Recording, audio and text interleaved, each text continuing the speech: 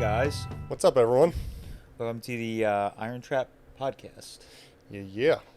We are getting into summer here, so if you hear a little bit of a fan in the background, that's because we don't make enough money to climate control my upstairs in my shop, because the newsflash, I bought a giant old feed mill that needs a shit ton of work. And Pennsylvania also went from like a very cool spring to summer this week. This is pretty much what we get. We don't really get in between. So we got. It was like 65 last week and beautiful. Yeah. And it was 85 this week. We were turning the heat on at night like a week ago. Yeah. People, like friends we were seeing at car events, were like, yeah, I had my heat on like 2 nights ago. We had to kick it back on. So, and now it's like 85, 90 degrees, like, and humid, of course. Yep. That's the thing that some people in our comments will be like, oh, that's nothing. We get 110 degrees. It's like 80% humidity on top of being like 85, 90 degrees. So it feels a lot more oppressive. Yeah, it was very, very sweaty this week. Yeah, so, but anyways, we're enjoying the nice weather now that we can drive cars and do outside stuff. So we are very busy right now. Any housekeeping updates? Trying to think. I don't believe so. We've been keeping up to date on most stuff.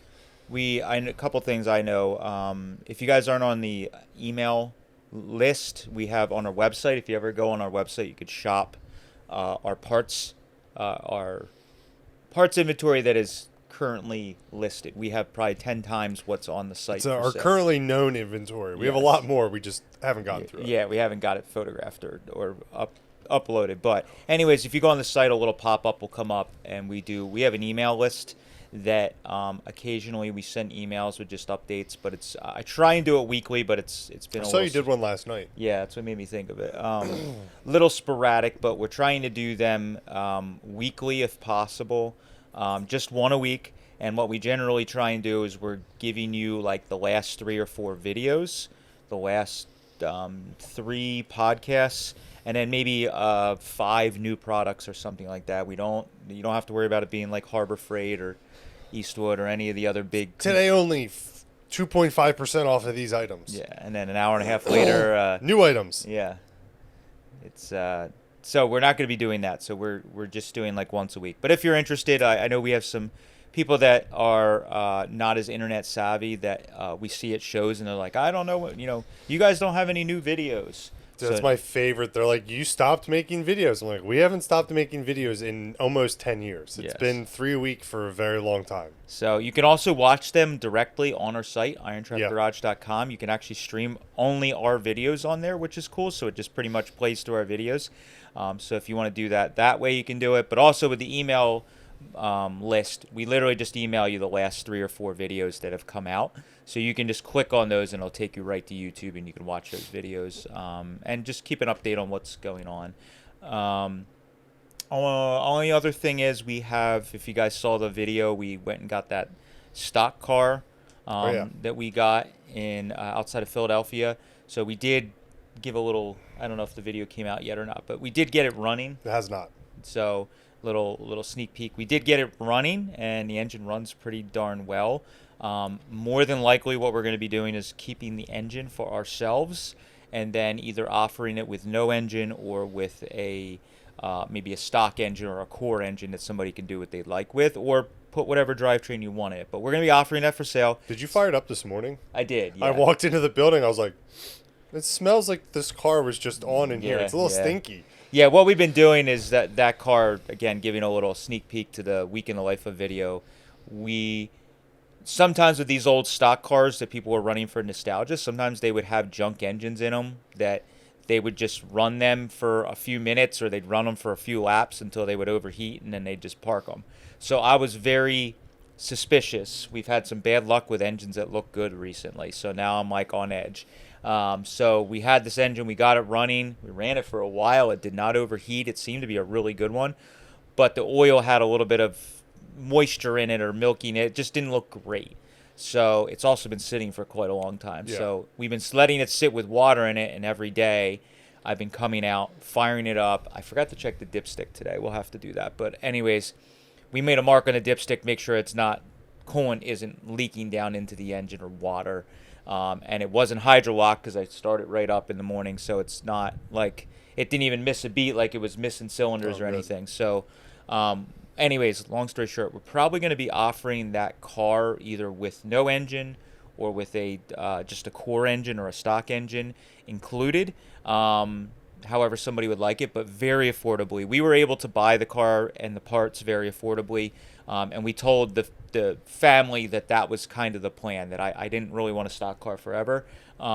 If we can't get rid of it, we may put it on display at the mill, but I think that thing needs to be out running around at nostalgia, races again, but I don't foresee myself doing that in the near future, so I'd like to offer it up. So if you are interested, that's a little sales plug.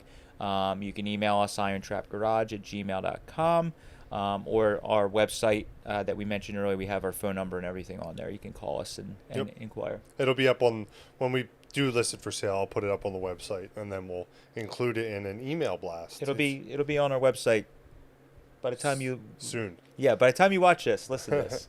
It'll probably be on site. The red 32 Roadster body is available again. Yeah, the buyer unfortunately had to back out for some unforeseen circumstances, so it is for sale again. Yep. We did reach out to a bunch of people that had emailed and messaged us prior, so it's posted for sale publicly. I put it on Facebook the other day. I have to put it on the website tonight. Yep. So if you're interested, send us an email. Same IronTrapGarage@gmail.com. We can shoot you more photos or any information that you need, and we have some extra parts we can put together a package of a bunch of stuff. And I'm only really excuse me, sorry.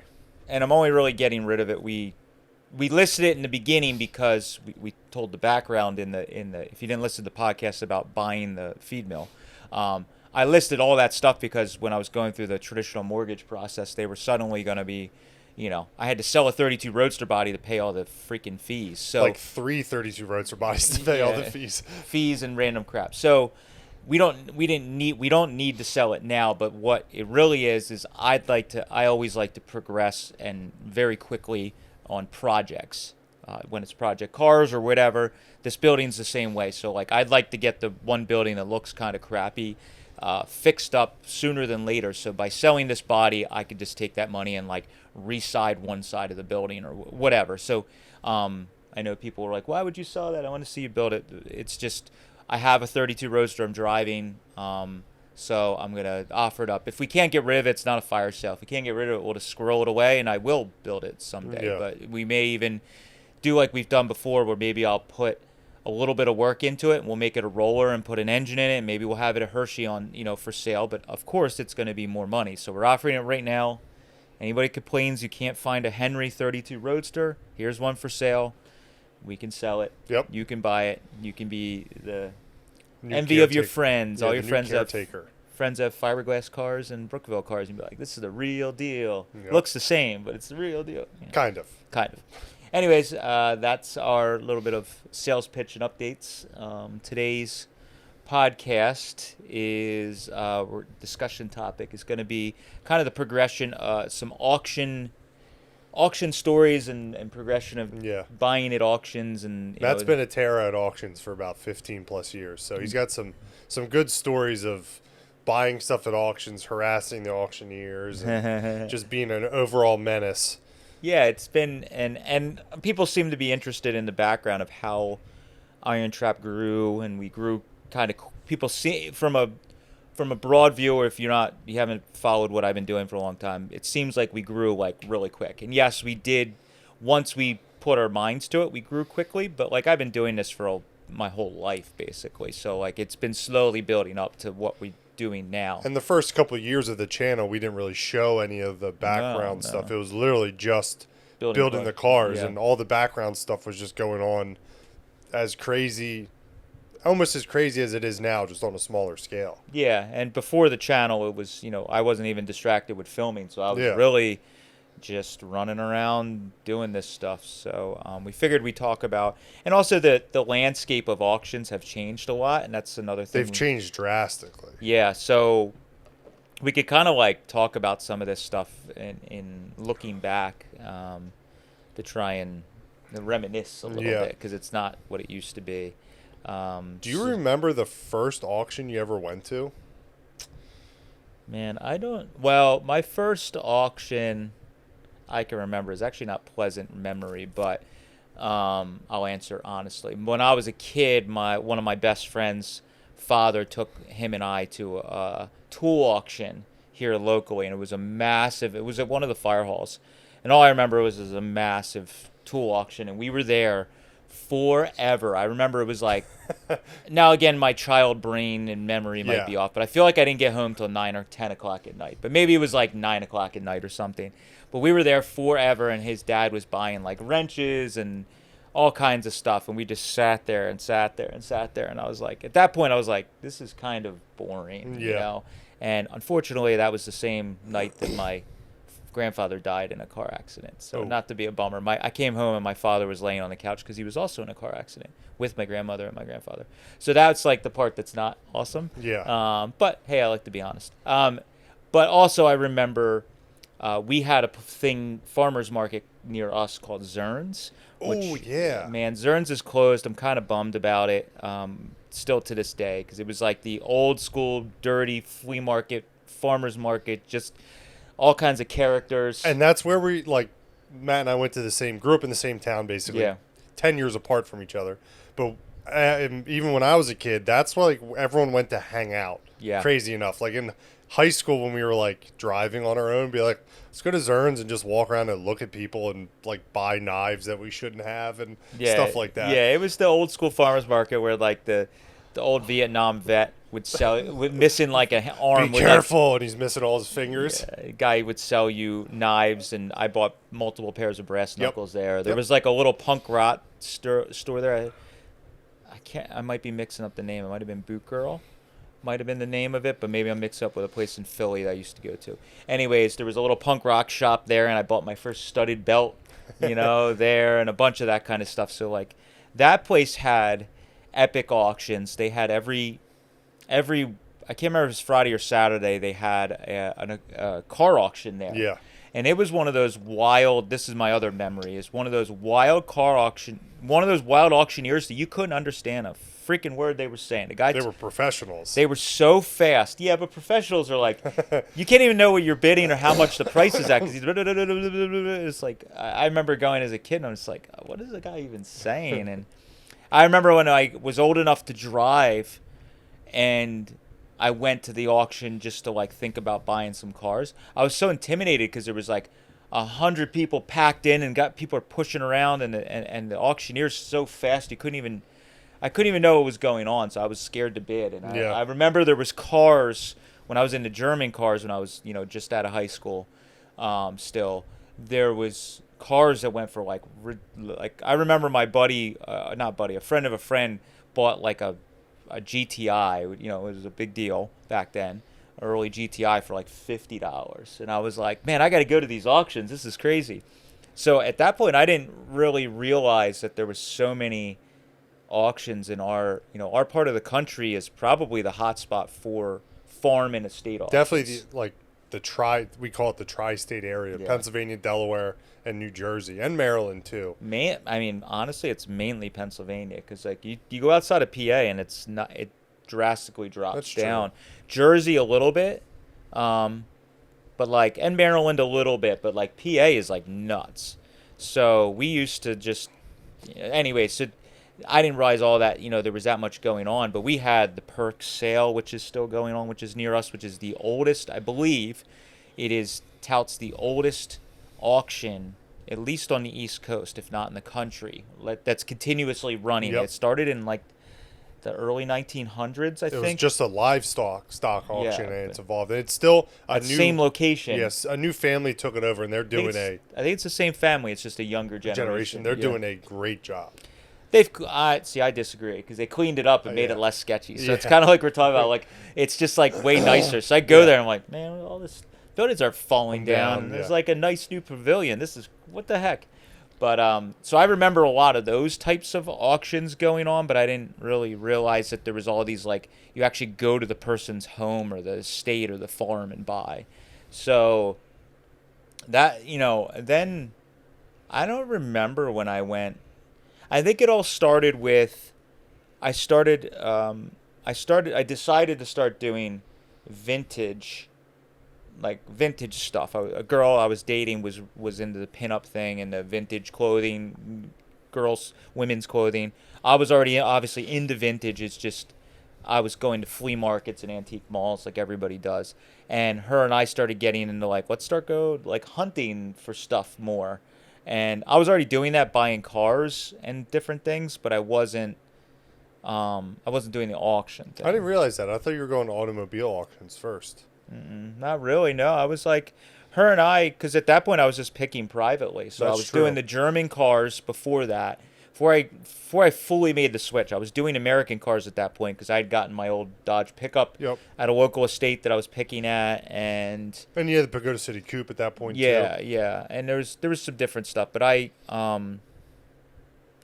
so we decided to start trying to go to, like everybody does, yard sales, and then we started doing estate sales, where much different. A lot of people interchange those terms, totally different things. So estate sales is like a overpriced yard sale, is what I would call it. But you have to stand in line. Yep. That's all. I hate estate sales. I don't really like estate sales that much. Now they can be good. I've been to I was at one that was really amazing one time, but yeah, they're kind of like not as good because they're all staged. I understand the estate sale company's trying to get the most money for the family, but a lot of times it's kind of a pain in the butt.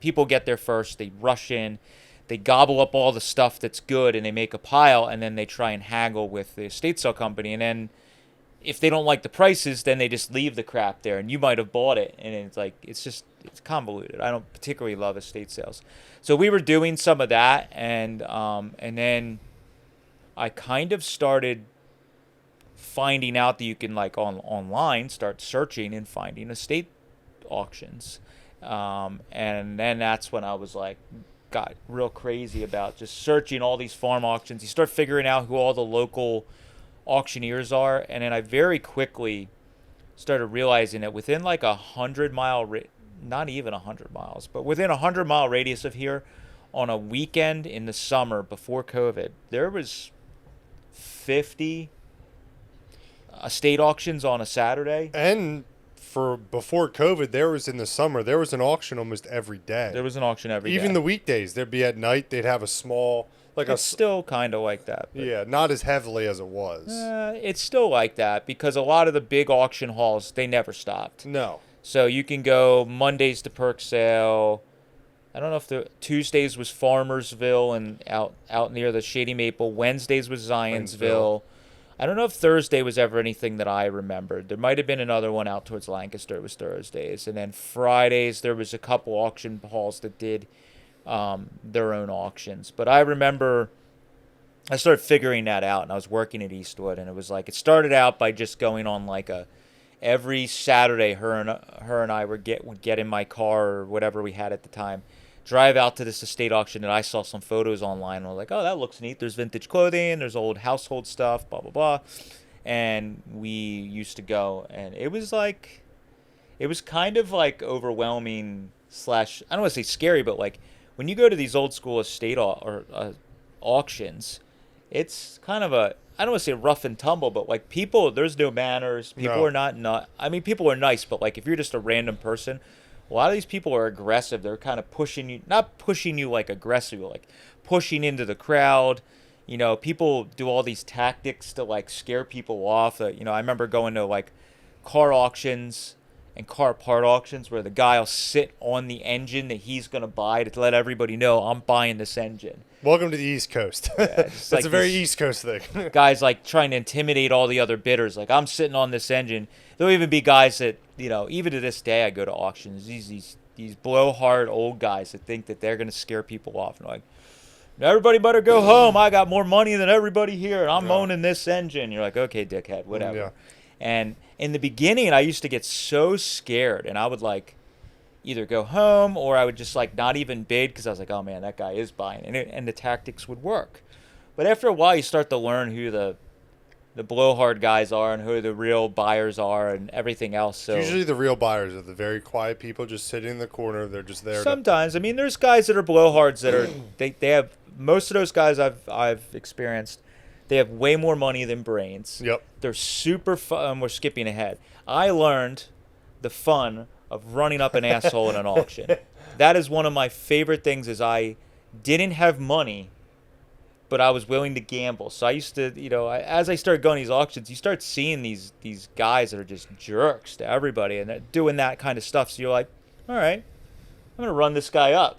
And I start seeing other old guys that would run their, another old guy they didn't like up, and you hear them whispering, and you just listen in the crowd, and I'm like, that's it. This can be kind of fun. So you see a guy that's just like doing that, and you're like, all right, let me run him up. And you run him up a little while, and as I got older and had a little more money, I started getting more brazen with running people up, and I'm sure people ran me up over the time. Oh, definitely. But so it was kind of fun to see that. But before COVID, it was nuts. It was, and I'm sure way before we got into it and the internet, it had to be like, I heard stories. It had to be insane because it's just like you could just.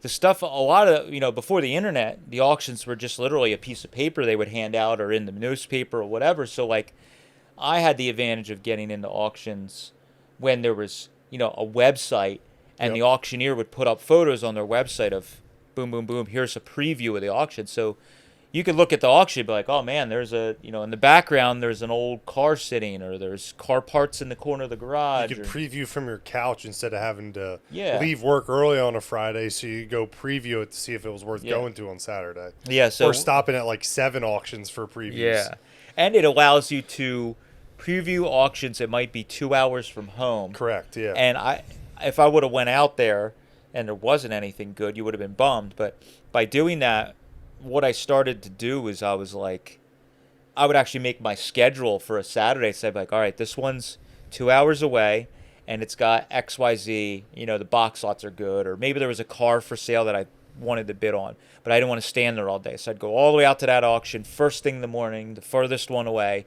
And I'd preview the auction. If I didn't see anything that was real good, I'd stop to the auctioneer and give them an absentee bid for the car. And then I'd get in my truck, head to the next auction, and then I'd go to that one, and maybe I'd stand at that one all day because there's a lot of stuff, and then if that one seemed like the crowd was just crazy and things were going nuts price-wise, I'd get in my car, go to the next one. And it's just, there was weekends when I would run around and put so much mile, and it's a lot of the miles were on this pickup truck. I had another black F-250 that I did a lot of miles on too, but like a lot of it was just running around. And there was weekends where I probably should have just stayed at the first auction, and I didn't, and I would not buy a lot, and I'd just spend the driving bopping around, and then at the end you're like, man, I didn't buy that much good stuff. And it was always a gamble. But and Matt and I became much better friends in this time frame. So he'd be like, I'm going to auction number 5 for the day. It's like, what are you doing? Yeah. Just was running everywhere. So I remember right when her and I started doing these auctions is right when Instagram started like picking up steam. And it's like 2014, 2015.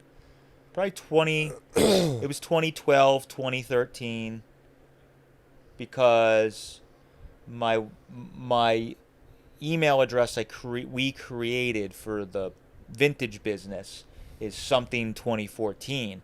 So that was when we got like legit. So like we were already doing it for a year or two, at least a year before that, let's say. So let's say it's 2013-ish.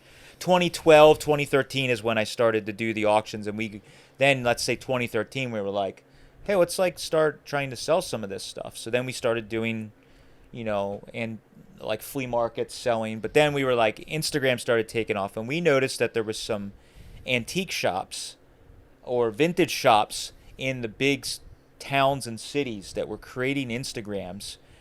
And I noticed that there was this feeding frenzy, much like I saw at a car parts flea market or an antique flea market, where these antique shops in Philly or Lancaster or New York City, they were like putting up a post like, hey, we got this new couch in, or we got this new chair in.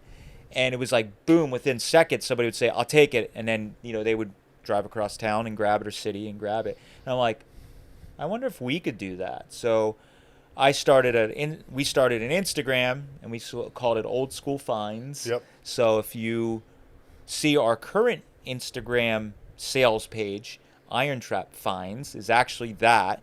And we kept that because when we started growing IronTrap, I wanted people to know that that page was legit and wasn't it. So if you look at the date, we could probably look at the date when that Instagram was created. Oh yeah, I can scroll way back. But I'm sure it's 2014 because the Yeah. email address was the same time. Also, if you ever PayPal'd us in the last up yeah. until about, I don't know, what was it, like 4 months ago? Yeah, For a yeah. while there, we were battling with PayPal of changing the name to IronTrap Garage, and then it would change back to Old School Finds.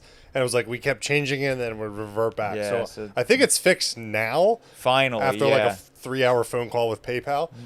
But in the past, if you ever PayPal'd us, it would come up Old School Finds, and people Yeah. would always be like, "Is this you guys?" Yeah, And is like, this the yeah, right it's thing? an old business that just hasn't gone away. Yeah, it was very difficult. But yeah, so we started that Instagram, and then I was like, okay, well, now we could start curating what we're buying. And I was kind of looking at what other shops were selling that was trendy, and I knew that our market, because I was into the tattoo community and world for many years before that, I kind of already had a sense of what, punk rock people, hardcore music, all that community, and in the tattoo community, what they were buying, which was definitely not the norm of the antique world. So what I started to realize is like when I went to these antique or these estate auctions in Lancaster and wherever, this is where I started, like once I started following these other social media accounts of big shops that were selling from Philly, New York, all these places, I started seeing these people at my local like flea markets, auctions, estate auctions. I'm like, these guys are all coming to my area and they're buying the stuff and they're taking it to the city. I'm like, I could do the same thing. We'll have to figure out how to get the customers to come to me. They're in the city, so it's easier to sell. So I was like, okay. So I started figuring out what to buy. And like when I was going to these auctions, it was pretty fun because I would find an auction that had car stuff so that I knew my bread and butter that I could sell was there. And I knew there was going to be some competition because that's, the car guys, there's a lot more resellers. But then I'd also know at the same auctions, there was just like stuff in the house that I could sell that was more for the, the alternative antiques world. Yeah. I don't even know how to put it, but We were gonna coin that. That's a new term. yeah. So I was going there, and so I'd be bidding on car parts, and then they would get to the household stuff, and there would be, I don't know, like one thing we used to sell a lot of is vintage,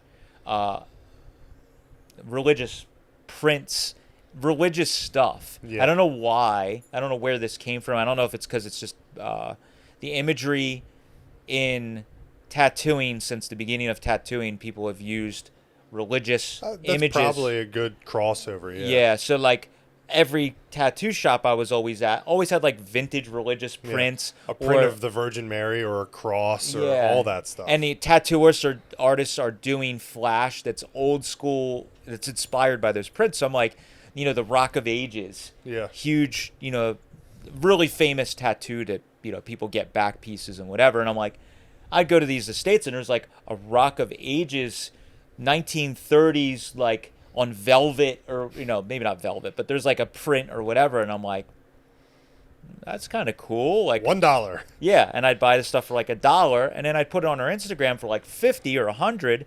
And tattoo shops and the people that are into that world are like, boom, it was to start selling. So then once I started figuring that out, I'm like, go for the car stuff, but you have a backup that you can buy the like normal stuff for pennies on the dollar.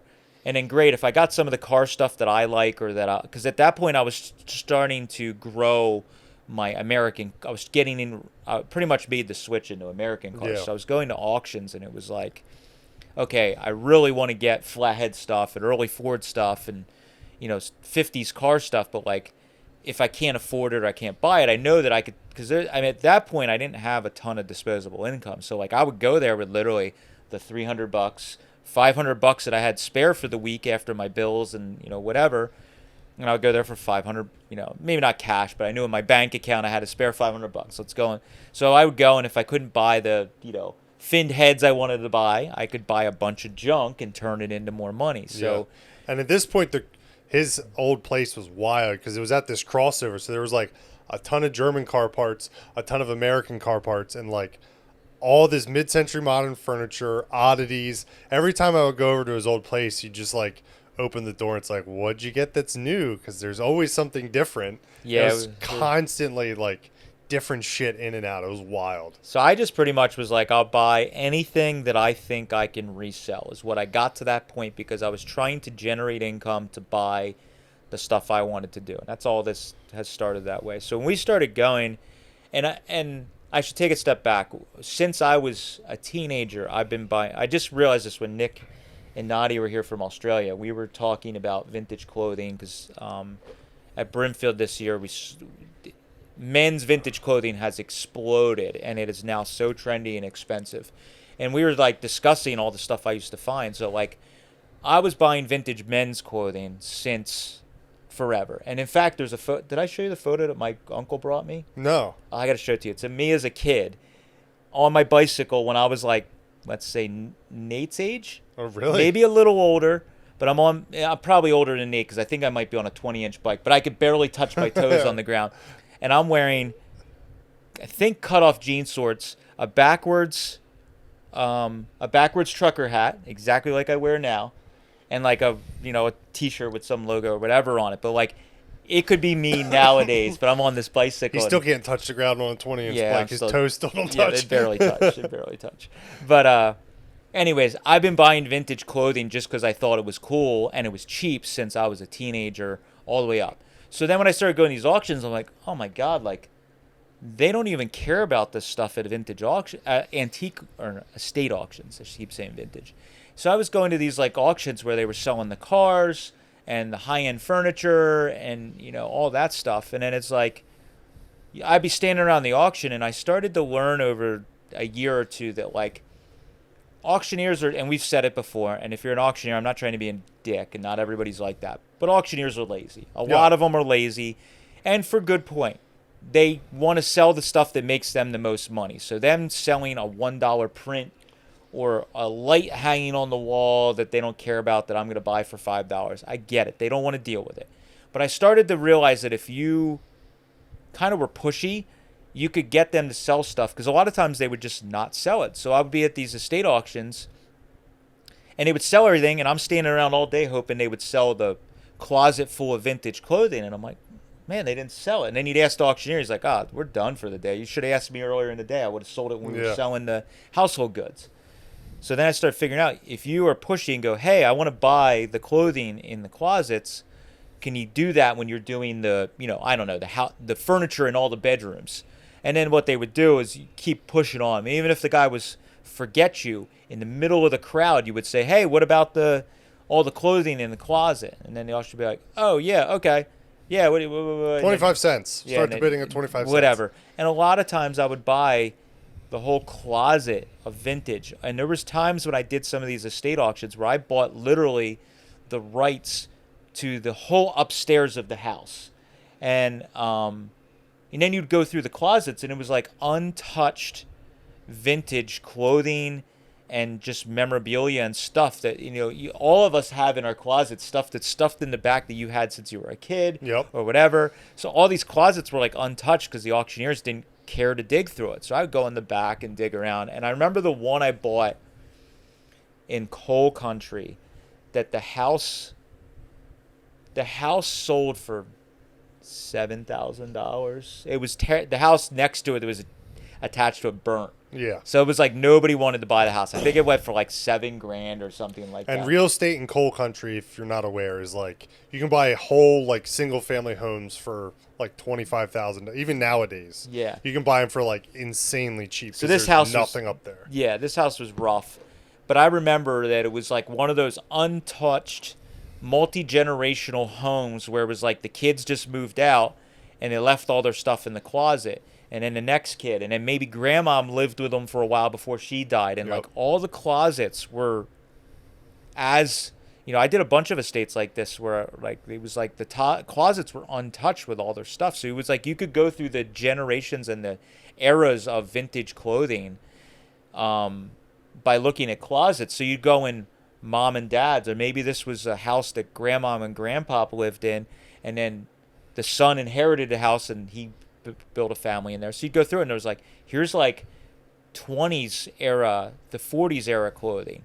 And you go to the next one, it's 50s to 60s, and then 70s, 80s, and even into the 90s when the last kid was in, college. So there's like, college stuff and whatever.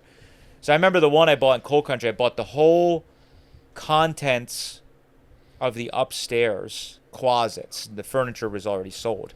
And I started digging around, and it was like wild vintage jean jackets, leather jackets, 50s, like cool 50s button-ups and Pendletons. Like, I wear a ton of Pendletons in the winter. They're all from these estates. I never sold them if they fit me. So yeah, all of them are from there. But I remember I found a cane in that one closet. There was an ivory, it was a, elephant's tusk, ivory cane carved into a, I don't remember if it was a skull or what it was, but it was super old. And then we looked into it, and it was like, ended up being like $1,000 cane or something like that. I got there. Like, they must have got, who knows if it was passed down or where they got it. But and I you probably paid what, $100? I probably paid $25 or $50 for all the contents of all the closets. And then I got all kinds of great vintage old boots. Again, the workwear stuff was huge because I was going to farms. I was going to, like working class type homes. I wasn't going to auctions that was the rich, because those are usually estate sales. Yeah. You go into these hoarder estates or big multi-generational farms and stuff like that. So you're getting like workwear and stuff that's like incredible, Red Wings and old. Imagine if you was selling that stuff now.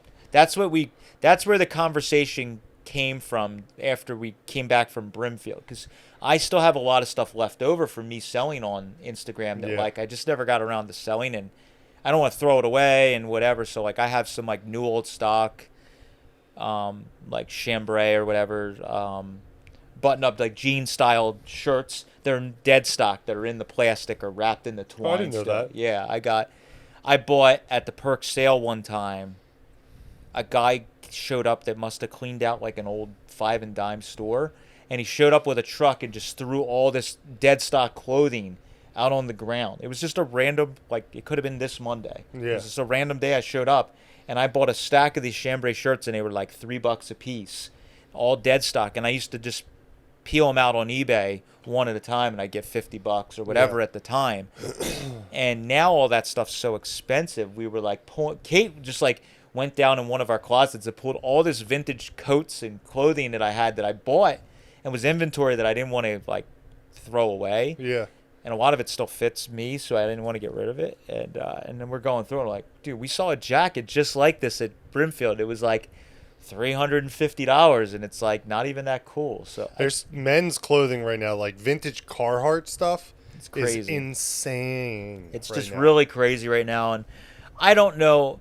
The market when you get into that stuff is really funny. It's even like the car stuff where like you go to Hershey and a guy's asking some crazy price, and it's only at Hershey or it's only at Brimfield or it's only at the antique store in a hip spot in Brooklyn that you're getting that kind of money. You go anywhere else in the world, you can't get anybody to even look at that stuff for that kind of money. So you have to really sell it at the right spot to get it, or at the right online outlet to get it that way. But so anyways, when we were going to auctions, I was just buying that kind of stuff, and I was buying the religious prints, and I started like, you started to figure out, like, you could tell by who the auctioneer was.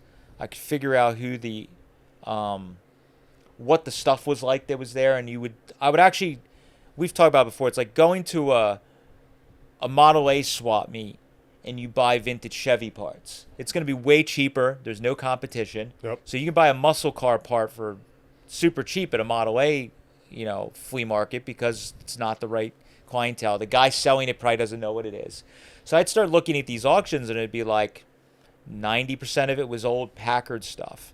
And I'd be like, oh, there's a little bit of Ford stuff in there. Let me go to that because there's going to be all the Packard guys there, but they're not going to give a crap about Model A parts. And I'd stand around all day and wait for the Model A stuff. Or I'd see vintage clothing or 50s furniture at the car parts auction. Yeah. And I'd go to the car parts auction, I'd wait around, and then we have the couch that's actually in the back of the shop here. It used to be in my house. It's traveled between multiple houses. Yes. But we call it the 75-cent couch because I paid 75 cents for it at an auction. and I'll never forget, it was a car parts auction. It was my first piece of cool speed equipment I bought in the wild. It was a set of Hawaiian cheater heads. I was at this farm auction. They were sitting on a big, they put them on the big hay wagons at a lot of these old school farm auctions, and they just throw all the stuff that they don't, smalls. And then the auctioneer will stand on the farm wagon, and then he has a helper just hold the item in the air because there's a crowd around him, so he stands on the cart so he's not getting mobbed. And he stands up high, and they hold the thing up, and they go, blah, blah, blah, blah, blah. So I bought these Hawaiian cheater heads for like, I don't know, $150 or something. I was stoked. And I was standing around because there was cars at the auction and some other stuff. And then they just took a break, and they sold all the household stuff at, 10 a.m. And I'm like going down with them because I like vintage stuff, and that couch was 75 cents. I didn't plan on buying it. I remember shoving it in my pickup truck by myself, and it was packing car parts around it. And out of principle, I haven't gotten rid of it. The legs are half broken, and there's wood screws ran up. It survived multiple different dogs. Yes. Multiple different houses. Yep. It's a good couch. Moon grew up sleeping on that couch, Yep. and he still sleeps on it. There's currently glass on it, so he's sleeping right here. But so like that's what would happen. I'd go to these auctions, you buy the stuff like that, I'd bring it home, I'd get a little bit of car parts, but a lot of vintage. And we were selling vintage, and it was wild there for a minute. The Instagram page was crazy. I was like, I don't know if it was every night, but every couple nights I would list, and you were following the page. Oh then. Yeah, I would buy beer stuff from them. Yeah, and I mean every day I'd open because they'd list around the same time we do now, trying around 5 around dinner time. Go on and just refresh and be like, oh, what's getting listed? What's getting listed? And it was like super fast. People were saying, I'll take it. And there was stuff I even missed out on that I wanted. It was just like someone just beat them to it. And it was just that feeding frenzy that I kind of figured out that it was like, well, if you live in anywhere else in the world, or if you were like I was before I figured out going to these auctions was the cheat code for getting cheap stuff. These people, like, I was bringing stuff out that I used to see at antique stores, but it was way more money. And I'm like, the same idea we do now. I'm like, if I price it a little cheaper than you would pay for it at an antique store, people are going to gobble it up. So if somebody was in Philadelphia and they went to an antique store and saw that same kind of religious print, but it was $150 and I'm selling it for $50, these people are going to drive out to me to pick it up. Or same idea as we do now, I would ship anything. So I was like, I'll ship the print to them. I don't care. So we were putting this stuff up, and it was just selling so fast. And then all these tattoo shops started buying from us. I started getting all these tattoo artists that were buying cool prints and cool oddities. And then the oddities thing started taking off. I mean, it had already taken off then, but like it really started taking off when I was doing that. So we started hunting out the oddity stuff. You want to talk about some of the crazy oddity stuff you found over the years? Some of it. I don't want to get real. I don't want to get... So, yeah, some of it was like, I remember this girl I was dating and I went to a huge, like, it was like a 10-hour indoor auction, 5 auctioneers at a time. I think it was in York, PA, maybe. But it was this huge auction hall. I think it was an auction hall or a fire hall. But it was huge. I just remember there was so much stuff. And I think it might have been an estate where it was like every second Saturday of the month for like a year they were selling this person's stuff, and it was just insane. So the person collected vintage fans, like you would, household fans. There was hundreds and hundreds of fans, vintage radios, vintage, like all this certain stuff. And it was just every time they had this person's estate, they would sell 350 fans, and then the next one 350 fans. So it was everything from good to junk. And all these vintage fans I have around the shop, they all came from that sale. Oh, really? Because I would go, and there was really good, like, I don't know, turn of the century type. Like, there was like crazy, the fans, like the ladies fanning themselves. Yeah.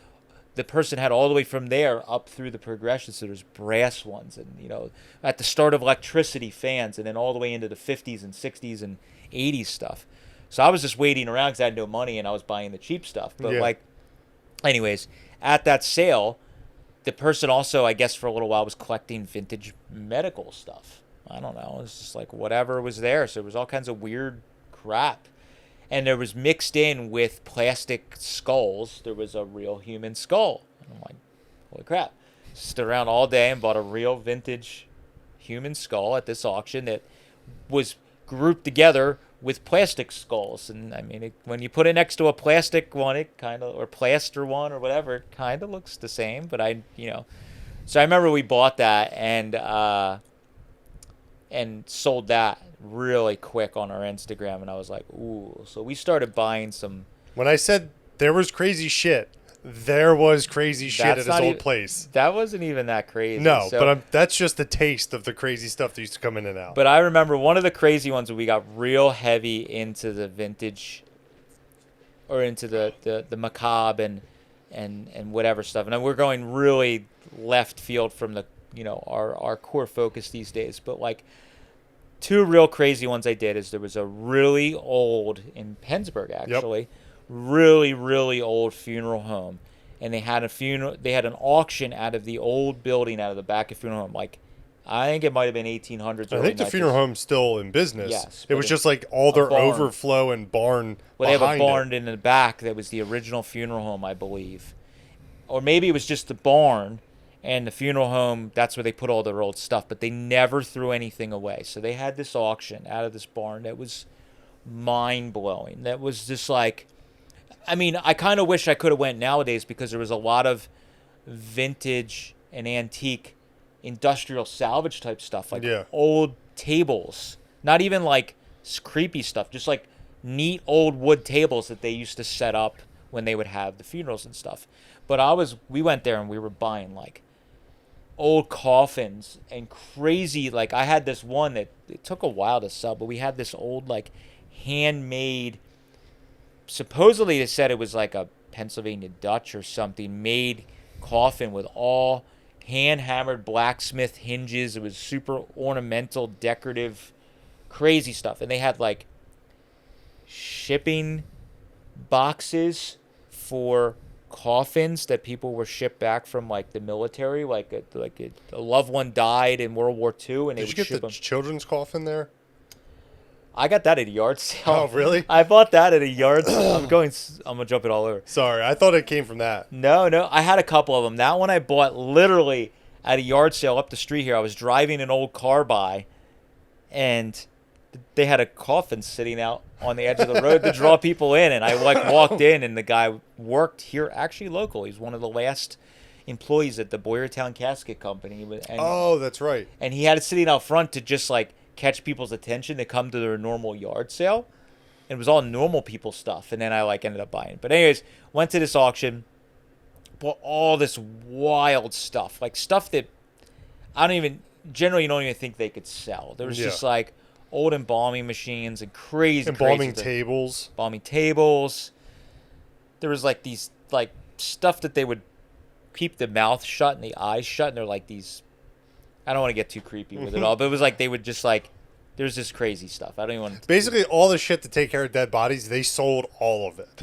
Nightmare-inducing things that we got. What's even crazier is you kept all that shit in the same, like, very close vicinity to where you slept at night. I'm surprised you're not haunted. We had some stuff that I might have been old haunted. Wheelchairs. I think for a while there, the photo of the Old School Finds Instagram page was like an 1800s...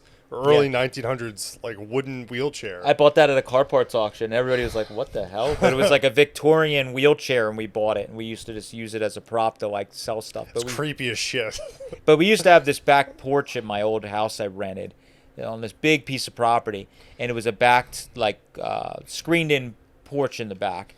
And I used to keep pretty much a lot of our inventory back there, and then we would just literally take it out the back door, and there was a big old oak tree or something. We'd set the stuff up next to it, and it was just like, just the craziness that we would get. It was just insane. But it was fun going to those auctions, because it was like, I would just go and walk around and just be like, what's the wild card item that nobody else here is bidding on? Because I would buy anything, you would go to the sale and read the crowd. But I remember those macabre ones, I started seeing the people from TV were at these auctions. So like the Oddity show. Yeah. That dude Mike is local to here. That was one of the owners of the shop. And even though they were based in New York City, he actually lived in the Lehigh Valley. So I used to see him around. But didn't he go to the Pennsburg? I can't remember if he was at the Pennsburg one, but I'm pretty sure he was there. I used to see him at the Perk sale a lot, and I think he still goes. And he's just a normal dude.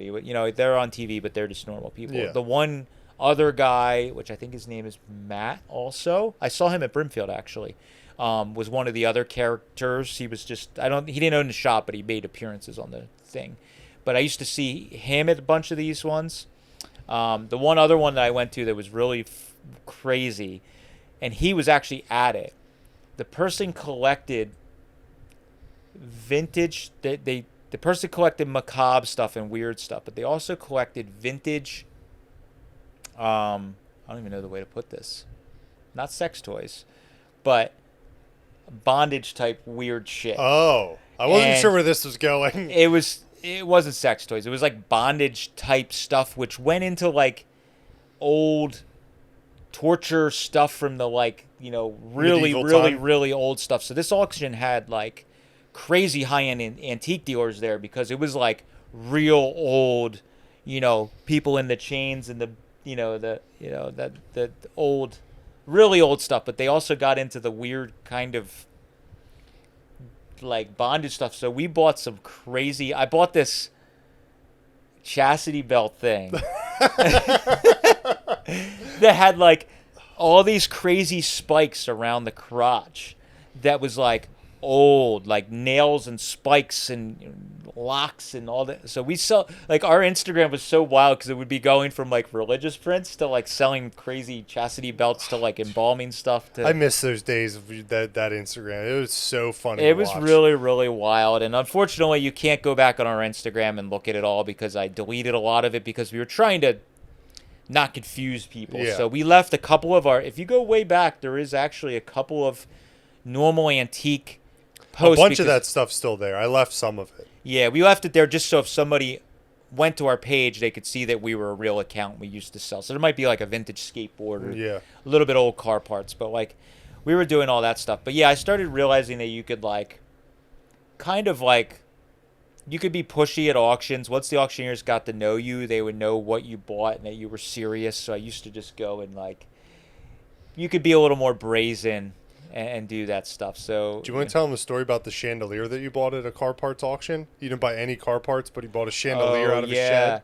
I went to an auction in Jersey that there was like 64 Impalas or something like that and some Chevy stuff, and the person had a double wide. It wasn't like, I think it was a double wide with there was like a 2-car garage there or something, but there was like, I think there was like 2 62 to 4 Impalas or something. I don't remember, but there was a little bit of car parts, but it wasn't a lot. But it was like in the winter, I remember, and it was kind of cold. And I'm like, well, let me go. Maybe the cars will be cheap. You never know, because there was like hardly anything else other than household. And I was scrolling the photos, and at the very end of the photos, they showed one of the like, there's like standalone like Amish sheds that they sell on the side of the road here. And the guy must have parked one of the Impalas in the back of the property, and hanging in this little wood like shed, for lack of a better term, was this like mid-century modern Italian chandelier that's kind of, I think it's all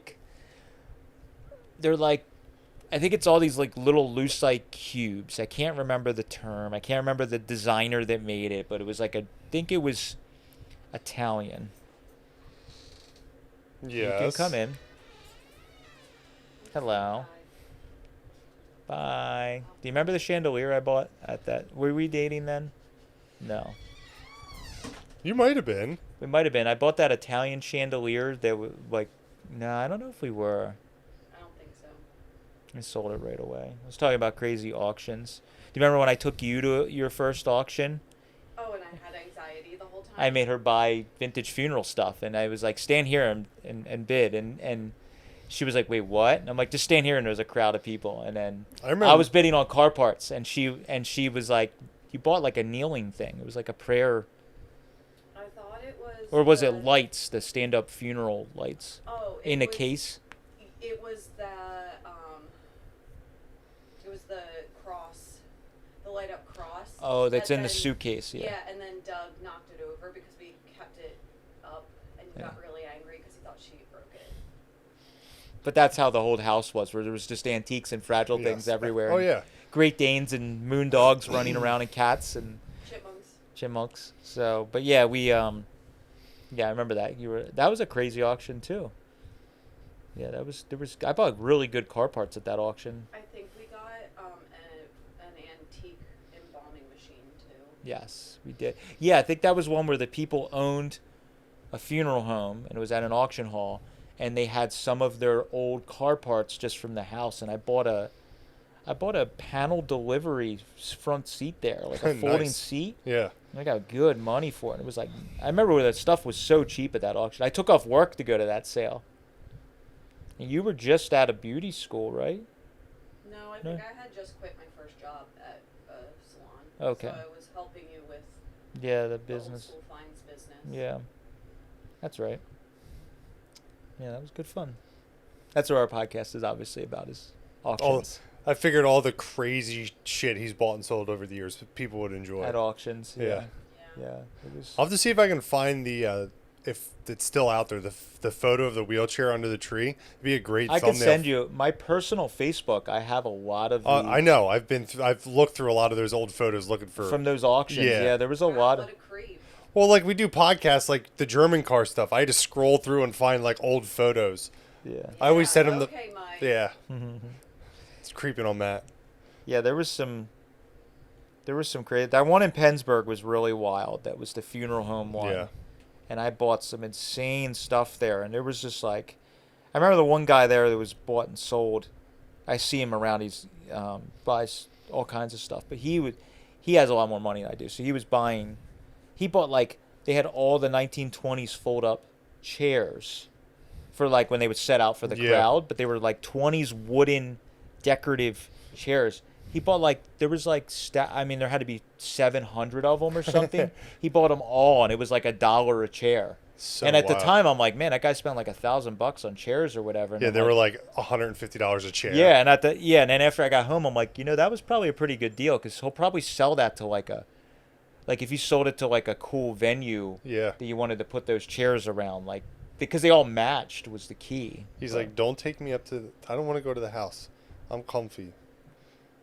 He's like breathing heavy. He's getting anxiety. Remember right that now. water you gave me? Yeah. It's Moon's water now. He slobbered all in it, so I need to get more water when I'm done. But okay, See you later. well, have fun at work. Thanks. We'll be here. We're working hard right now. I mean, you are. I'll be Moon's at I'll be at the cruise in. Okay, I'll probably walk down. Okay, sounds good. As long as it doesn't rain, I'll be there I don't think it's supposed to rain until later. later. Yeah, I think so. Okay. Okay, love you. Bye. Bye. You're safe, Moon. Coast clear. We can go back to sleep. Moon gets super nervous every time he sees Kate because he's worried he's gonna get taken up to the house. Yeah, like for a short period of time when I was working from home during COVID, or no, not during COVID, I was maybe before COVID. I was working from home, and Kate would come down and get him and put him up to the house. Yeah. So that I could get my Eastwood videos shot. He would get really sad. And This- he's still emotionally He has scarred. PTSD. It's so funny. If he's outside and he sees her walk down, he like runs into the shop and lays down like a good boy. It's like, I'm being Yeah. well behaved. Leave me alone. He won't make eye contact with her. It's so funny. Or he comes back and like hides behind me. The eye contact thing's so funny because Kate like looks at him and he's like, if I don't look at you, you can't see me. Not here. Yeah. But yeah, so that one was crazy. That one with the bondage stuff was wild. We'll finish this chandelier story. Oh yeah, so the chandelier. So I went to the sale. I saw the photo in the background of the photo of this shed, and I knew what it was. Go to the auction. All day I stood there. I was there before the auction started because you never know with these sales how they're going to sell some of this stuff. So sometimes crap like that, if the auctioneer doesn't value it, they sell it in the very beginning. They sell the garbage in the beginning because Yep. the crowd's there. And then whatever garbage is left over at the end of the day, they just blow it out at the end of the day. So it's like you have a 50-50 chance. Either you get the stuff in the beginning of the day and you get to go home or go to a different sale. So I went to the sale, and I remember it was cold as balls. And I just sat there on the back porch of the house waiting all day because there was like literally nothing else that I wanted at this sale. Waiting and waiting and waiting. And at the end of the day, the auctioneer went into the shed and he starts selling stuff laying around in the shed. And he's like, all right, guys, thanks for coming. I appreciate everybody here. I said, what about the light? He's like, well, that's wired into the building. I'm like, it's just 2 wire nuts. Like, it's fine. He's like, all right. And there's like 5 people left at the sale. In fact, people started to leave because they could tell he was on the last like 3 or 4 things. Yeah. There's like 5 guys there. And I'm like, what about the chandelier or the light? Yeah, okay. And I remember somebody else must have been standing there that kind of knew. So they ran me up to like $300. And I was like, what the hell? I figured I was like, in my head, I'm like, man, I'm going to get this for like $5. So I don't remember the name of the designer, but it's an Italian one with the little lucite cubes or whatever. That's all weird, brutalist type design, I guess maybe is the term. But I bought it for like $300, put it in my truck, brought it home, put it online, and I think I got like 2,000 or 2,500, and it went to Germany. I remember I had to like a shipper came and got it who was gonna like crate it up, and I worked at Eastwood, and I was always the great thing with working at Eastwood, they didn't really care, or they didn't know. I don't work Probably there a little bit of both. Mostly didn't know. I did a lot of shit that I probably shouldn't have, and they were very cool about it. They did turn a blind eye, but Yeah. this big truck shows up in the back, and the one shipping manager gal, Lisa, that's still there, she's a sweetheart. She was really cool. She was like, she would like call my desk and be like, there's a box truck here for you. And she'd just be like confused. I'm like, oh yeah, I got this light, I'll be right around back. Yeah. And I drive my truck around, give the guy the light, and he like, it wasn't like I wasn't using anything for Eastwood. It was just like it was easier because there was a dock there, the guy Yeah. could get in and out, and, whatever. So but went to Germany and I sold that light. But it was like I stood around all day in the freezing cold gambling that somebody else. I mean, there could have easily been another high-end antique dealer there, and they would have bought it for $1,500. I only had probably $500 to spend, so like I spent $300, and but it worked out good. That was. I remember the first auction I went with you to. Oh really? It was the 32 pickup truck up in. Was that the first one? Yeah, that was the first auction I ever went to. And at that point, I was slowing down on auctions because we were kind of IronTrap was going pretty good, and I was now kind of had a lot of connections to go privately picking for this kind of stuff. Yeah, that was the first auction I ever went to, and we stood around all day, and they sold the vehicles at the end of the day. Yeah, which made it was odd. But the truck was, I think, was the last item to sell. Was that pickup truck because there was like a whole row of vehicles, and that just happened to be the last one. That's right. Yeah, they stood there all day long, and then you ended up not buying it. Wasn't that one in Coal Country? Yeah, that was up like Tamako area. Yeah. Yeah, and it was like an really old property with like a barn across the street the roof was falling in. Oh, that was like an old service. It was like a block garage. It was like a service that's right. station. Yeah, but there was a really old house with a barn, and I remember looking at the photos because the auctioneer that was handling it was one that I liked, and He's a great auctioneer. I went to his auctions a lot, so I always keep an eye on his auctions. Even now, I check them out and see if he has anything interesting. And it's like a multi-generational auctioneering family, I believe, and so he gets stuff just because of his father was an auctioneer, I think, and he's a good auctioneer. So I saw in the photos there was a 32 pickup. The initial photos of the property 6 months in advance was just this 32 pickup sitting in this, building packed with stuff and things leaning on it. And it's like, oh man. Yeah. So I was all hyped for 3 months, 6 months, whatever, waiting for this sale. So we go, I took off work, I think. Man, I'm buying this thing. We brought a trailer. Yep. Like, I'm buying this motherfucker. It's and you bought a trailer at that auction too. Did we? I brought up a flat trailer. I think it was actually Jason Brinkman's trailer. Or no, it might have been your trailer. It was probably my trailer. Yeah, I brought it up because I had my Dodge at that point. Did I buy a trailer at that auction? Yeah, you bought like a small, was it with a Model T axle? Oh, I vaguely remember that. It was a pickup bed. Yeah, it was a pickup bed. It was like a Model T or early Model A pickup bed with a T axle or something. I forgot about that. Yeah. But we ended up buying... Like nothing. That trailer, I think, was the only thing you bought. Yeah, there was car parts there, but I think I was trying to be. I wanted to buy the truck, and that auction fell on the Saturday of Carlisle. Yes, that's right. Because you didn't take off work. We were like or maybe it was a Friday at It was Carl. a Friday. Yeah, it was a Friday at Carl. We're like, oh, there'll be no one here. Yeah. And then we show up, and there's like the usual cast of characters that are at auctions. And like, God damn. that's the rule I've learned over the years, that every time everybody else thinks the same thing. So if you see that it's going to be pouring rain all day at an auction, you're like, oh, nobody's going. I'm going. I'm going to get a great deal. And you go to an auction, and it's like everyone thought the same thing. So there's actually more people there than if it was a sunny day. Yeah. So what happens at some of these auctions that would backfire is like a lot of these, like this 32 pickup's a good example, or some of these estates, you forget that everybody in that area probably knew that antique car's been sitting in that barn for a million years, because all the car guys in the area have been probably like trying to buy that, whatever those cars are that are in the barn or the garage. So when you show up, you end up getting neighbors and local people or family members that are emotionally bidding on this vehicle. So I ended up getting, that thing went for like too much money, and I almost bought it. It went for like I think it was $6,000 or something. Yeah, 5 or 6. Yeah. And I was like, after we got home, I was really bummed at the time. But after we got home, I was like, man, I'm glad I didn't buy that, because it was rough. And a shop that you follow ended up working on that truck, right? It went to I someone. think it was an antique dealer that I was aware of, or followed me or us. He sent us a message and tried selling it to us like years later. It was like, man, I never did anything with that thing. That thing is rough as hell. I'm like, well, you paid too much for it. I don't want it now. And but we ended up buying. I remember the service station across the street had a ton of good parts in it. Wire wheels up in the rafters, but the building was like, the roof had collapsed in. Yeah. It was like a sketchy situation. Yeah, the auctioneer basically sold the contents of the building as is, and you had to sign a release form for like removal of contents because it was that sketchy. And there's like these high-end, there's the prosperous scrap guys. Yeah. So there's like the scrap guys at the auction that are just buying the filth. And then there's like the scrap guys that made it. And I'm going to call us scrap guys that made it. That's what we are. Yep. We're high-end scrap dealers. Yes. So there's the scrap guys that made it, where they have money and been doing it a long time, or just whatever.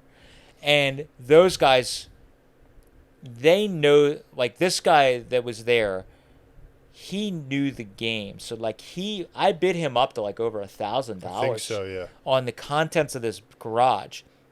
And I knew that he didn't know what the early Ford parts that were in there were worth. I would see him at all these sales, and the guy would I think he would just do a gut thing, or he looked around and went, just by weight, he could tell there was probably more than $1,000 worth of scrap in that building. So he would bid it up to at least what it was worth at scrap value, knowing that there was antiques in there and he would make more money. So we lost it. He bought it for say $1,200-$1,500.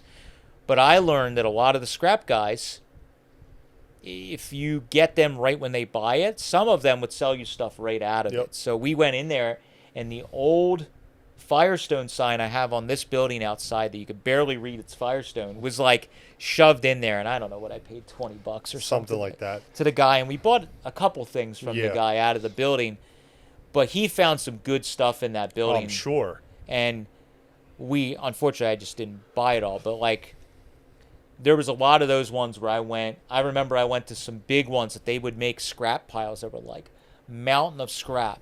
And I would see great car parts in it because the auctioneer would just get lazy. After they were clearing the estate out, they would run out of energy. So they would just throw whatever was left in the buildings on these scrap piles and bid on them. Yeah. So they'll do choice, or they would do, the auctioneer would sell it as one big scrap pile. So I would go in and nose around in the pile, but I wouldn't take the stuff out. And you'd see there's like a rare taillight mixed way in the pile. And they would do like choice. So the auctioneer would, big pile, for if you've never done auctions, choice is like, it's gambling. So there's a giant pile of stuff, or a pallet, or one of these hay wagons filled with stuff.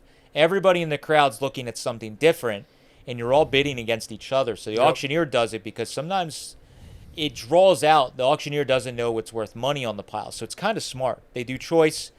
Everybody in the crowd's bidding on their thing, and they don't want to lose it. So I would wait and just read the crowd and be like, nobody here knows that rare taillight's in the bottom of there. They're bidding on the like easy shit that's on top. You know, there's like the mag wheels or whatever, and I'd just stand there and wait. and wait. Or Chevy accessory items. I was buying good Chevy accessory items in there.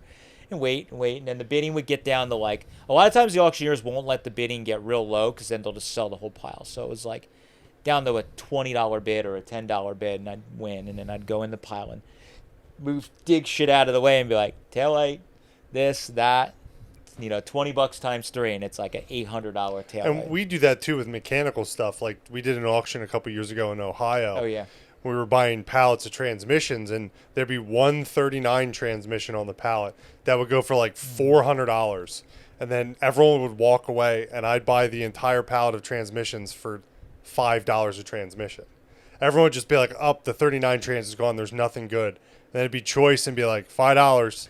We'd win, and they'd be like, "How many do you want?" The whole fucking take all of them. Then we go to the next pallet, and the same thing would happen.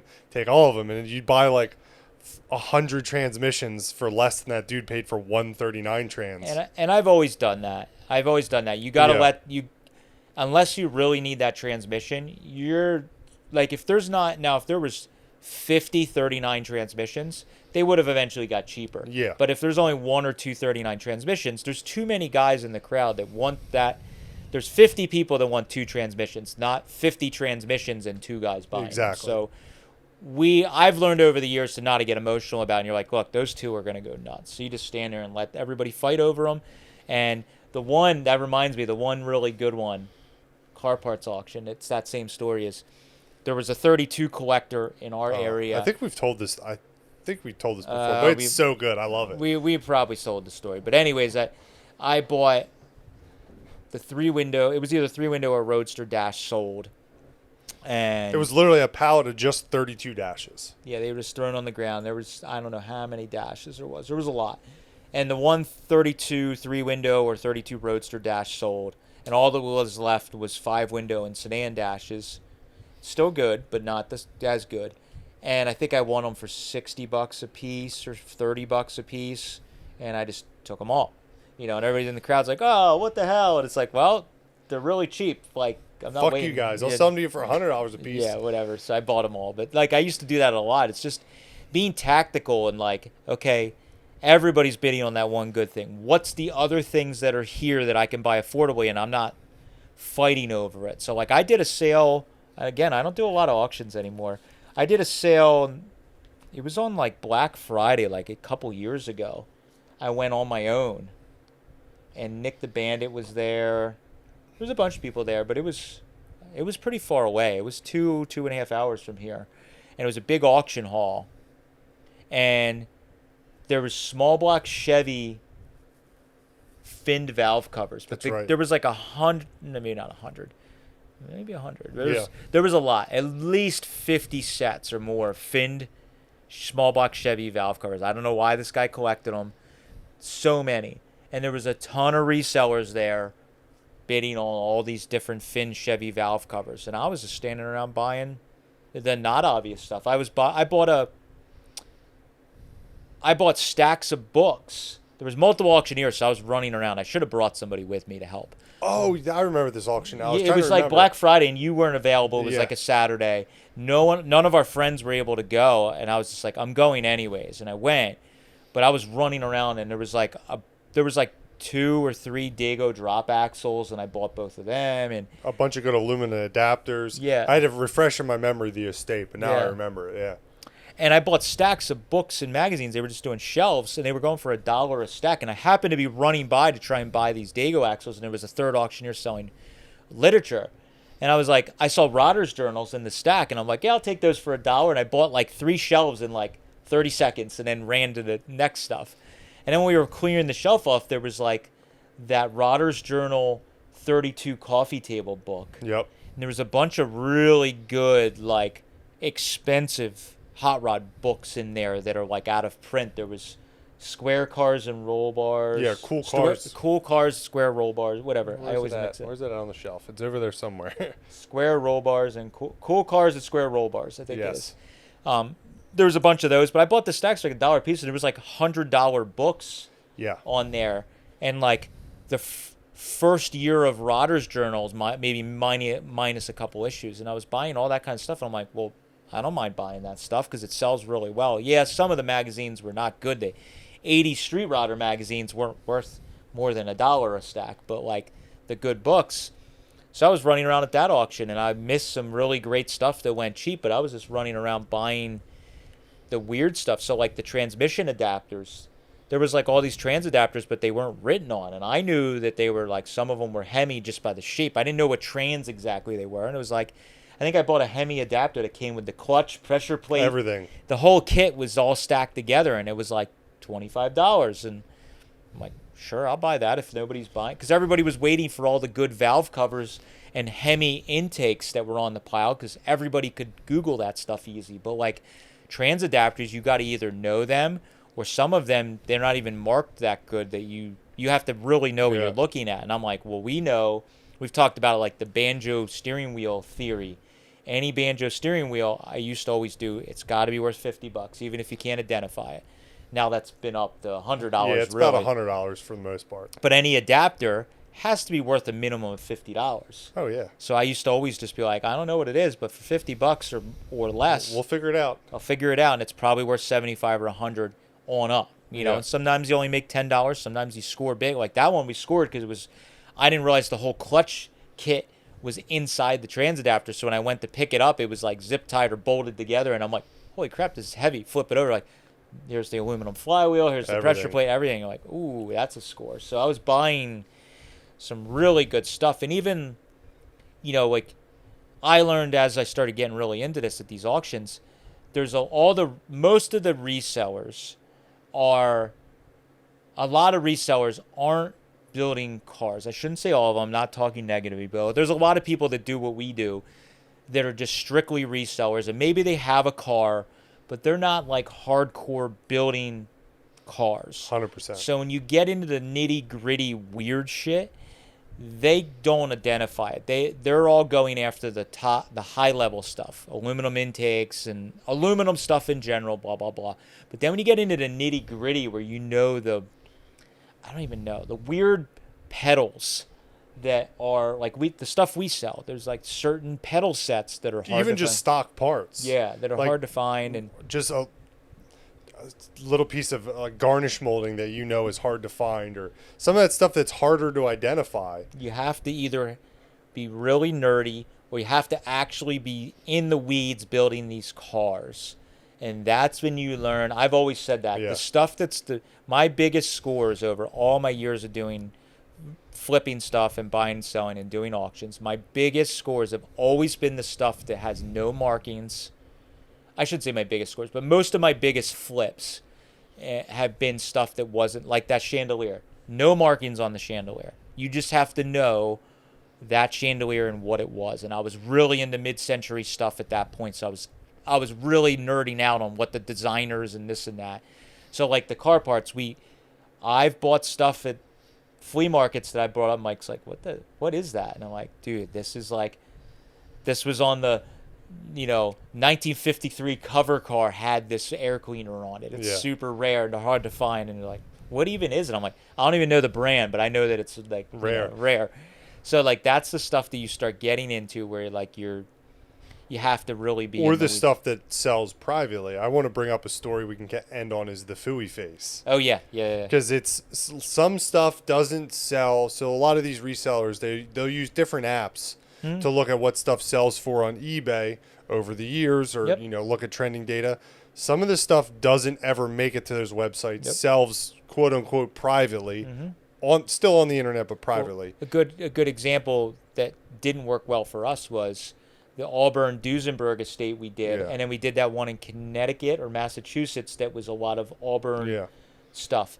That stuff is the same way. Where like we were selling it, and we're like, we don't know what to charge. And I know Duesenberg stuff can be very expensive. It can also be very cheap. It can also be very cheap. So we were like scared. We're like, well, I don't want to put this $10,000 part up for $500 and we don't know. So like what Mike's getting at is the really, really good stuff usually sells privately. So there's not a lot of speed equipment's like that too. Yeah. Sometimes we see speed equipment, you're like, I think it's a good deal, but I can't find literally any information on it. Just kind of have to go with your gut. And that's where it gets into when I was reselling anything, and the people that we also run in the same circles that buy and sell, and we see at all our local auctions, flea markets, blah, blah, blah. Professional resellers. Some of those guys are real high level, so they know all the high level good stuff. And then maybe they nerd out on just muscle car stuff, so they know the muscle car stuff, but they don't always know all the really nerdy stuff. So I decided to hyper focus on just what we now deal in, because it's hard to know everything, and you just spread yourself thin, or you're buying stuff on a hunch and then you're wrong. So we just do really well with that because we know all the nerdy stuff. So yeah, so that one was A local auction. it's at the local Jake's. flea market, Jake's. It's big, huge flea market now. It's a That's great actually one. this weekend. Auto parts. Well, it's everything every weekend, but they're having an auto parts one too. Yeah. But anyways, auctioneers will rent their like pole barn building and have a state auction. So there was one of the local auctioneers was having a car parts, a consignment, and a state auction, and it was a ton of stuff. It was a really good one. And there was a lot of good stuff, from speed equipment to 32 parts to memorabilia. Chevy accessory parts, too. Yeah, there's a little bit of everything. So I saw in the auction photos that there was this taillight called a Phooey face, and it's one of the most sought after early accessory I think taillights. it might be the most sought after. Yeah, I think that and the Wigwag are two of the best ones. So the Phooey faces, there's a bunch of companies made them, or a few companies, but it's essentially a stoplight with a super creepy metal clown face that when you hit the brakes, the eyes light up, the tongue sticks out, and it buzzes this horrible buzzer sound. If you ever remember the game Operation, Yep. when you touch the thing and it makes this horrible sound, it does that. So you hit the brake, it goes, and the tongue sticks out, the eyes light up red. It is so creepy, and it's kind of like just this standalone taillight. They're very, very desirable. If they work, they're even more desirable. Yeah, so they're in the lowrider Chevy custom. Yeah, like that bomb kind of stuff. They're probably one of the most desirable accessory items. People collect just the accessories, so like there's a subgenre of people that just collect accessories, and that's one of the most sought after. So I was standing at the auction, and I knew all the people in our area that buy and sell are there. They're all there, all the guys that know. And I'm like, I went to buy other stuff, but mainly for that item, and I'm standing there all day, and I'm like, I'm going to have to step up for it, because there's plenty of guys here that should know. Guys our age that do the internet. So I'm like, I'm prepared to step up, because I knew that it was a good item. But I also knew that they don't sell publicly very often. So like there was ones on eBay that were going for $1,200, $1,500, but they were from years ago. They sold. Yeah, the downside to this, their website you can use. It shows everything from like 2005 and up. So like, if you're not paying close enough attention, you look at the prices, you're like, oh, it's only $1,200. Little do you know that was 15 years ago, and the prices quadrupled since then. And even some of this stuff 5 years ago, 3 years ago, wasn't bringing as much money. Exactly, yeah. So I knew that I had known of a few of them that had sold in the mid $2,000 range. Yeah. That I had seen or known of, or maybe I knew the guy that sold it, or I knew some people that, whispers amongst the people. So I was like, I think these things are bringing over 2 G's now. So I was like, let me go see. So I think I ended up buying it for $1,200, over $1,000 I spent. Everyone was losing their minds. So like all the old guys in the crowd that don't do the internet are like, you could hear the crowd buzzing, because it was like nothing was going for that kind of money right then. There was a lot of mid-level stuff, and people were like, what the hell? And and what I love at these sales is, I'm standing there in the back quietly bidding on it, doing the little thing, unless you're standing next to me, you don't know I'm bidding on it. And after it sells, everybody in the crowd's heads turn around. It's like a wedding when everybody looks at the bride coming down. So the runner is bringing the item back, and everybody's like whispering, like, who's the idiot that what paid dickhead bought that for that much money? And they walk back and hand it to me, and then all the old guys are like, what are you crazy? Like, why'd you spend that much? And even I think one of the people that resells that's our age walked up to me and he's like, "What are you doing with that thing?" And I said, "I'm gonna resell it." And they're like, "Last one," or maybe they even walked up and they were like, "Yeah, I was in, but like I don't know, I got scared because the last couple I sold only went for 12 or 1500." I'm like, "Yeah, but that was 3 years ago." And then these old guys are like, "You idiot! What are you dumb kid spending all that money?" I said, "I'm gonna sell this probably tomorrow for 2,500. Make a G on this thing." And they're like, "What?" I'm like, "Yep, just you watch." And sure enough, Mike put it up for sale, and it was maybe 3 days, 2 days. Around there, yeah. We got it, brought it home. It worked. Tested it.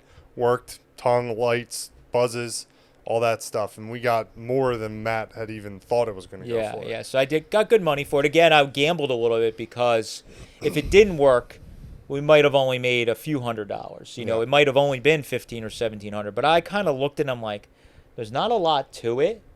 So probably even if it needed, I got lucky. It didn't even need bulbs. Yeah, it just worked. It didn't need wiring even. Yeah. I just touched the lights to a 6-volt battery and it was like, bang. And I'm like, yes.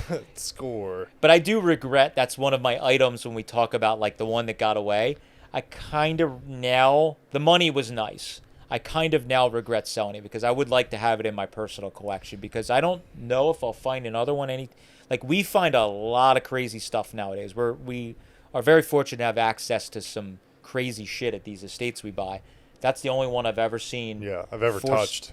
I don't know if I've hardly ever seen one even for sale at a flea market. Yeah. Because, again, they trade privately usually. So the guy that I think bought the one from us had a bunch of them. He had like a dozen of them. That's what he collected. Yeah. So he had an NOS one in the box. He sent me photos of his like case, and he had a ton of them. But the thing is, it's also hard to justify keeping because it's like you're never going to put it on a car. I might have, but it would have to be the right car. And that's where I was like, I remember I was starting to build the Roadster pickup. Yeah. And I was like, oh, man, I'll put it on the Roadster pickup. And I'm like, man, if somebody stole that or it fell off the back when I hit a bump, I would have been devastated. Remember the tailgate fell open? Imagine it fell up. And it smashed. It didn't break it, but it banged almost into that rear taillight. Imagine if it would have hit the Fooey face. You would have just drove the car into a telephone pole and been like, I'm done. I give up. Oh, God. The fucking Fooey face is worth as much as that whole Roadster pickup was. In pieces. In pieces, yeah. Oh, my God. So, yeah. So, anyways, we'll end it on that. But the auctions have always been fun. Once COVID hit, we'll end on this. Yeah. Once COVID hit, auctioneers started doing online-only auctions because you couldn't have in-person auctions. And most auctioneers quickly realized that they could get more money at an online estate auction than they were getting in person because you had a wider base of people. Because if you had a Thursday auction at 5 o'clock ending time, everybody's home and can bid on the stuff. And then you just set up a pickup time that's convenient on a weekend. Yep. And more people can bid on it. So it's leveled the playing field. I'm not mad about it. It's just, for me, it's taken a little bit of the fun out of it because I like going to these estates where you got to go on the estate, much like picking for us now. You're going and seeing the stuff as found or as, drug out at the auction, or there was stuff that they didn't realize was there until auction day.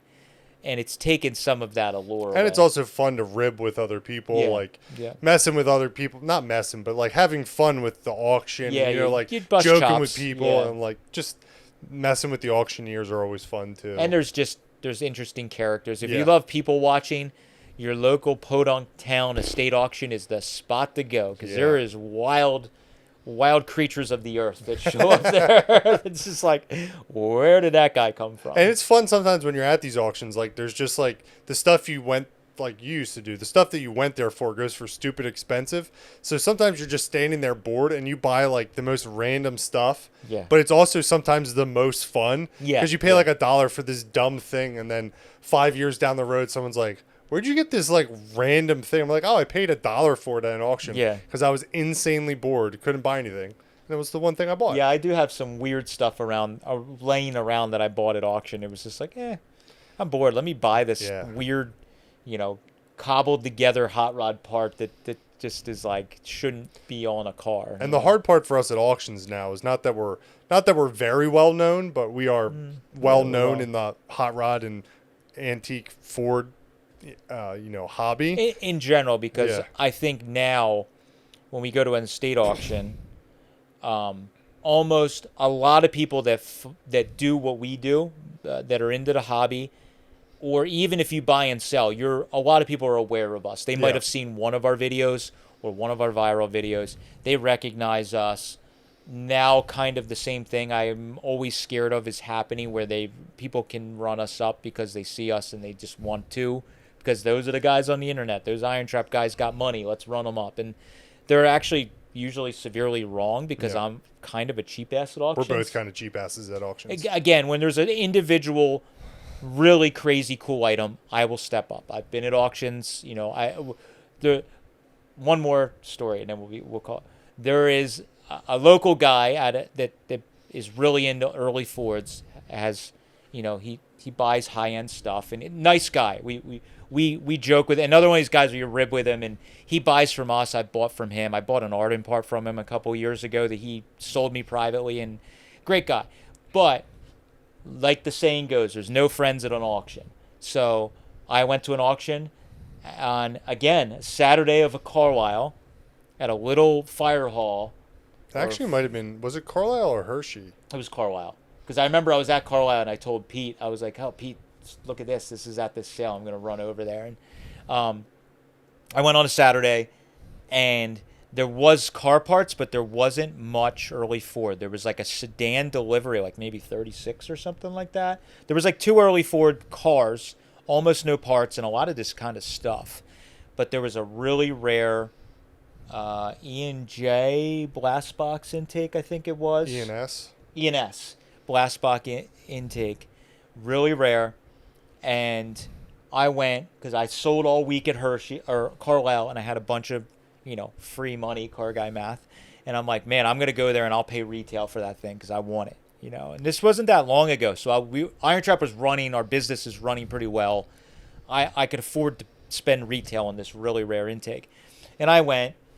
And this guy showed up, and I was like, man, I know who I'm bidding against, and said hello. And, again, he parked himself and his wife right next to that intake. I'm like, well, we know we're doing battle today. Yep. So I stood there and I bid, and I ran him up.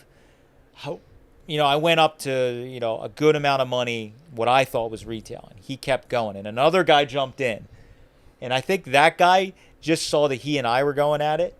And he goes, man, this thing must be worth some, more money. Yeah. So this guy starts bidding on. I didn't even recognize the guy, so I don't even know if he knew what the intake was worth. So he started bidding on. Maybe he did, and I just didn't know the guy. And he started going back and forth. And then I went in, and I was just like, let's see how high he goes. And I ran him up a bunch. And even to this day, he ribs me when he sees me because he doesn't care. He wanted the intake. He's again an emotional purchase. These intakes are so rare that they usually trade privately. And the value is all your perception of what it's worth. So he paid close to double to what I was willing to go on it. But I ran him up a bit more. And the whole time as I was like running him up a little bit, I'm like, Don't fuck me. I really hope he doesn't drop out because I'm screwed, because it was more money than I wanted to spend. And then this other guy jumped in, and in the end, the two of them went back and forth. And they went for way more money. And even to this day, when he sees me, Jazzy, he's like, take it easy on me, and that last time I'm still recovering from that intake you ran me up on. It was like, it's all good fun because, you do that. And I like when guys are funny. We could joke about that stuff because he wanted it. He didn't care what he was going to spend. And I've been at auctions like that where it was something unique. There was been times that I bought like a hand-painted sign that was local to this area or, one-off. And I'm like, who knows what it's worth? I'll spend $1,000. It's not worth $1,000, but it's that cool to me that I would spend an insane amount of money for it. And I've been run up because somebody saw I really wanted it. So that's the fun thing when people can just joke about it and you don't get upset or get in your feelings, or guys get real competitive and they're like hate each other. I mean, there's guys that walk around the flea markets now, they hate us and they whisper about us because they're that competitive that no reason they don't like us. It's just that we get good stuff and they're mad about it. And I don't care. I don't have enough. There's enough good stuff out there that I don't get upset about it. And if you're happy with what you paid for an item at an auction, then you're happy with it. And that's what it is. And it's still supposed to be fun in the end of the day. Oh, definitely. We haven't been to a good auction in a little while. I've been waiting for like a, it'd be fun to go to some crazy big, these big crazy auctions that I used to go to where there was like 35 cars, and it was like I went to some of these auctions that were 3-day auctions of nothing but antique car parts. It was like, that was so fun. Wasn't Andrew's first one a huge one, but it rained? It was a multi-day? It was all day. It was a Model A estate auction in New Jersey, and Andrew and I went with my pickup truck. I had just gotten my pickup truck like 2 weeks before that. So my truck was like not new, but it was in really nice shape. It was a used truck, but it was in really nice shape at that point. Not probably rusty. the nicest thing you've ever owned. Definitely nice thing I've ever owned. And we were like really early. It hadn't started raining. They put us at the front of the farmer's field, and then it proceeded to fill up. It proceeded to rain for 8 hours straight, pouring rain, one of these epic Noah's Ark type rains. And the mud was up to your freaking shins by the end of the day. Andrew did not bring correct clothing, and he was in the truck at one point shivering cold because he was soaking wet. I brought my rain jacket and stood there all day. I barely bought anything because everybody showed up and everybody was miserable. So people were paying more than stuff was worth because they were just like, I'm not leaving here without buying. Yeah, I stood in the rain for 8 hours. I got to buy something. Yes. So my truck got stuck up to the freaking axles in mud, and somebody had to pull me out. I think still to this day, my rear windows roll up and sound crunchy because it was mud got down inside of the windows. And there's still mud probably caked in places 100%. in that truck. But like, there was a bunch of ones like that where just like, not fun. Not fun at all. So it is what it is, you know. But it was, the auctions are fun. If you can ever make it to a good estate auction, they're a lot of fun. Definitely. And you can score some deals. It's treasure hunting.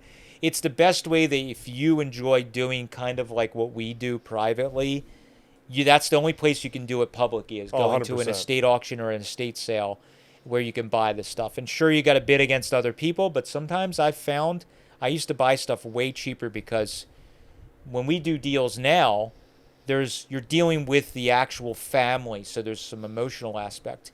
When you go to an auction, the family has contracted the auctioneer to sell the stuff at whatever price they sell it at. So I've been at estate auctions where the families are actually upset because the stuff's selling cheaper than they'd like it to be, but the auctioneer struck it down, and it is what it is. So like, you can go there and there's no emotional part about it. I could stand there and I don't have to feel bad because the auctioneer sold it to $1,000 item to me for $5 because there was nobody else there that was interested, is what it is, So go to an estate auction if you can. It's a lot of fun. You got to do it at least a couple times in your life. 100%.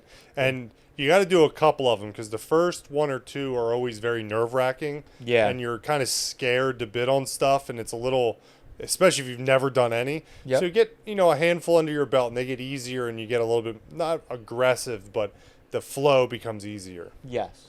So a lot of fun. Yep. Hope you enjoyed all the stories. There's many more we didn't tell that are just off the top of my head. There's some legal ones we can't discuss that there might not potentially been able to buy. Those weren't auctions. None of the auctions were illegal, but there's so many stories at auctions, just wild stuff happening, and the families, and people stopping the auction partway through because the family's mad, and just whatever crazy stuff has happened. But we'll have to think. Well, maybe we'll do a part 2 to this in a year or two, and let Matt think of some other ones. We did the Arden one, right? Yeah, we talked about that. Yeah, one, that was that. I thought so. That's why I didn't cover that one. Yeah. But that was a good example of that you never know what you're going to see at an auction. So, thank you guys for listening, following along. Hopefully, you enjoyed all of this. Make sure if you're listening to this on Spotify or Apple Music, just you hit the subscribe button, give us a review.